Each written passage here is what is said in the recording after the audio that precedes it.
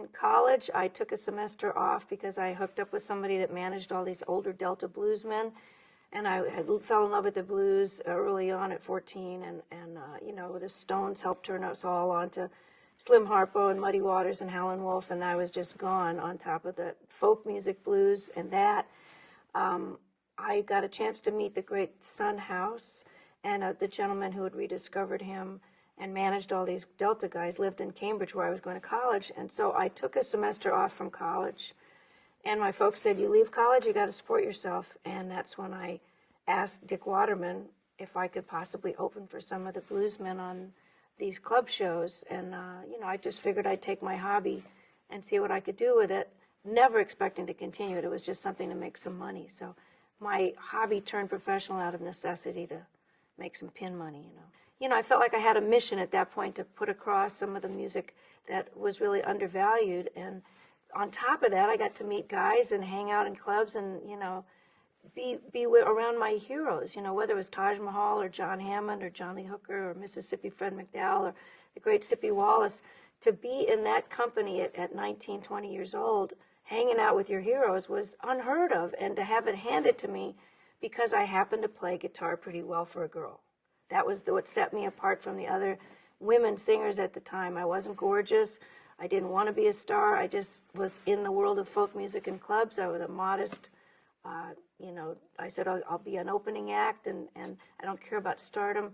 And on that level, I got to have it my way and sign a record deal with my terms. And in exchange for not being a star, I get to have longevity. So who knew that I was going to end up winning all those Grammys 20 years later? But I was very happy to have a cult following and just work my way through up the old way, you know, gig by gig. My aim was to last a long time and not have to get a regular job.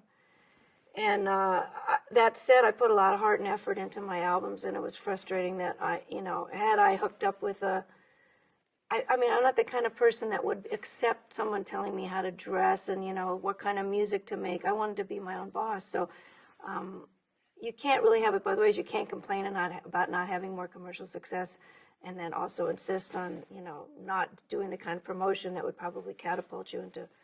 But, you know, thank goodness that there was FM radio, and thank goodness for the concert and club circuit. And there's always been a kind of alternative world of folk music and alternative Americana, as they call it now.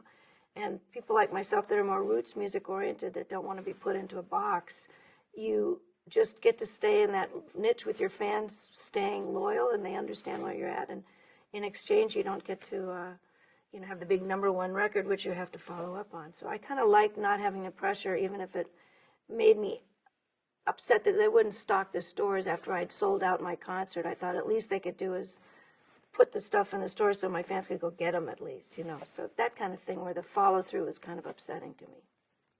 I think if you want to have a career that lasts and you want to be respected by your peers, other musicians, as well as your fans, and you want to be taken seriously, if you're really passionate enough about your work, you practice, you get good at it, you get true in what you're singing about, and the world finds it original enough, interesting enough, and true enough, and you hit a chord, and you keep that going, then it doesn't matter if you're male or female. And I happen to be coming up at a time where there weren't, you know, I didn't think there was any limits. I was a tomboy.